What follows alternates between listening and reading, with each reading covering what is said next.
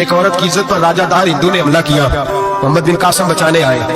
جب ہندوستان آئے فوج تھوڑی تھی, علاقہ تھوڑا تھا, راجہ دار کی فوج بہت زیادہ, اور پھر اپنا عرب چھوڑ کے یہاں آ کے ہندوستان میں اس کے علاقے میں اس پہ حملہ کرنا, حالات خراب تھے. محمد بن قاسم پریشان ہے. ایک بزرگ نے دیکھا, کہنے لگے پریشان کیوں ہو؟ کہنے لگا سوچتا ہوں علاقہ بھی اس کا, فوج بھی اس کی, میرے فوجیوں کو تو رستوں کا بھی نہیں پتا, کیسے جنگ کریں گے, کدھر سے آئیں گے, اور پھر ہمیں زبان بھی نہیں آتی, کیسے کام ہوگا, ڈر رہا ہوں. 2-4 دن گزرے تو محمد بن قاسم اشاش بشاش ہو گئے.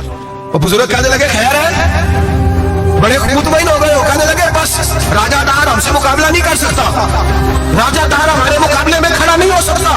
وہ گرا کے گرا, وہ لڑکھڑایا کے لڑکھڑایا, ریزہ ریزہ ہو جائے گا. آپ کو کیسے خوشخبری مل گئی؟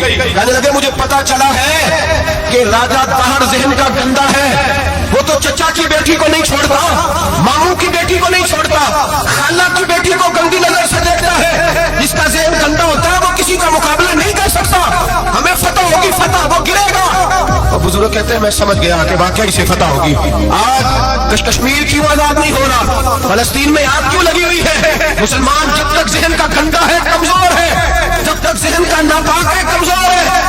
حضرت سعد بن ابی وقاص رضی اللہ تعالیٰ عنہ فرمایا کرتے تھے اللہ مسلمان کی مدد اتنی دیر تک کرتا رہتا ہے جتنی دیر تک مسلمان کا ذہن صاف رہتا ہے, کردار پاک رہتا ہے.